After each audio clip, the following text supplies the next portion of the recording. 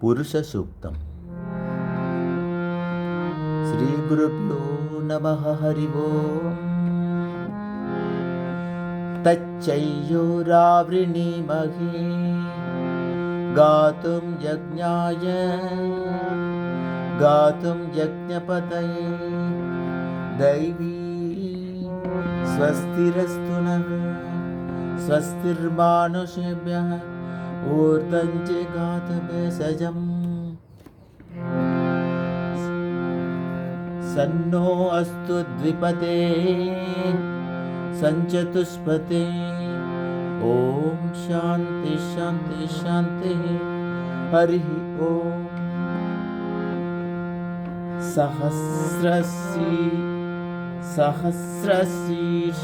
पुरुषः सहस्राक्षः सहस्रपात् स भूमिं विश्वतो भृत्वा अत्यधिष्ठद्दशाङ्कुलं पुरुष एवेदकं सर्वं यद्भूतं यच्च भव्यं उदामृतत्वस्येषाणः यदन्नेनातिरोहति एतावानस्य महिमा अतो ज्यायाहंसपूरुषः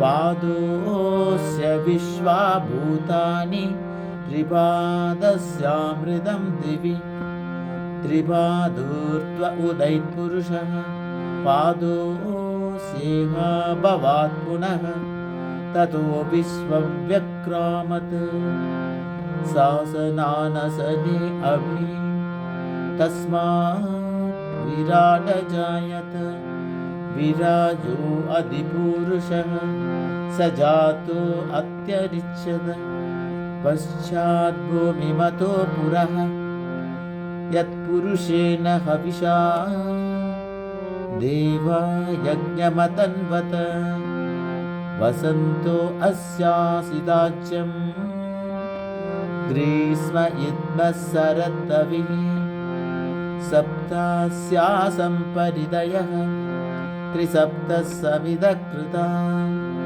देवा यज्ञं तन्वाना अबध्नन् पुरुषं पशुं तं यज्ञं बर्हिषि प्रोक्षन् पुरुषं जातमक्रतः तेन देवा अयजन्त साध्या ऋषयश्च ये तस्मात् यज्ञात् सर्वहुतः संभृतं वृषदाज्यं पशुहं स्थागुं चक्रे वायव्यान् आरण्यान् ग्राम्याश्च ये तस्मात् यज्ञात् सर्वहुतः ऋचसामानि जग्निरे छन्दांसि जग्निरे तस्मात् यजुस्तस्मादजायत तस्मादस्वा अजायन्त एके चोभयाततः गावो जग्निरे तस्मात् जाता अजावयः यत्पुरुषं व्यददुः कतिधा व्यकल्पयन् मुखं किमस्य गौ बाहु कावोरुपादावुच्येते ब्राह्मणोऽस्य मुखमासीत् बाहुराजन्यकृतः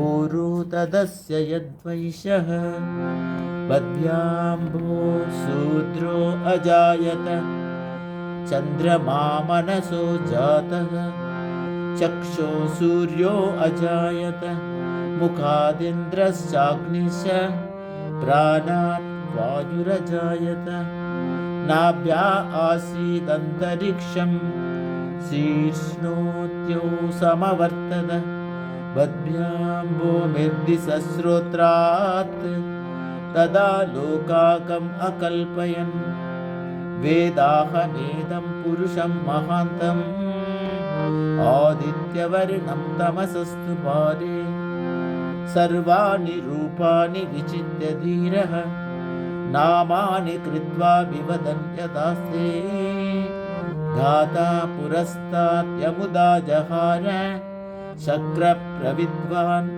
प्रतिचस्त्र तमेवं विद्वान् अमृत इह भवति नान्यपन्था अयनाय विद्यते यज्ञेन यज्ञमयजन्त देवा तानि धर्माणि प्रथमान्यासन् एकनागं महिमान ससन्ते यत्र पूर्वे साध्य सन्ति देवा अद्भ्यः सम्भूतपृथिव्यै रसास्य विश्वकर्मणः समवर्तदाति तस्य त्वष्टा विदधद्रूपमेति तत्पुरुषस्य विश्वमाजानमग्रे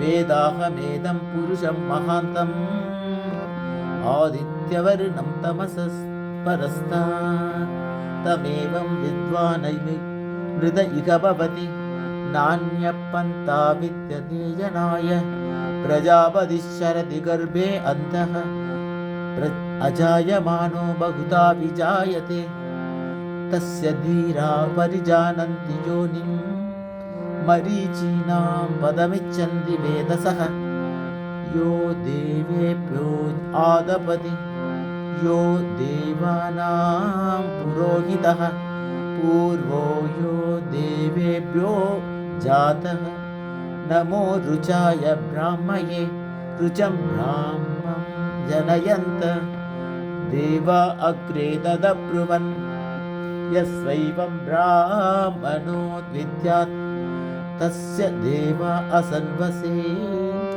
ह्रीशदे लक्ष्मीश्च पत्न्यौ अहोरात्रि पार्श्वे नक्षत्राणि रूपम् अश्विनौ व्यात्तम् इष्टं मनिशान अमुं मनिशान सर्वं मनिशान ॐ शान्ति शान्ति शान्तिः हरिः ॐ तत्सत् श्रीरामकृष्णार्पणमस्तु।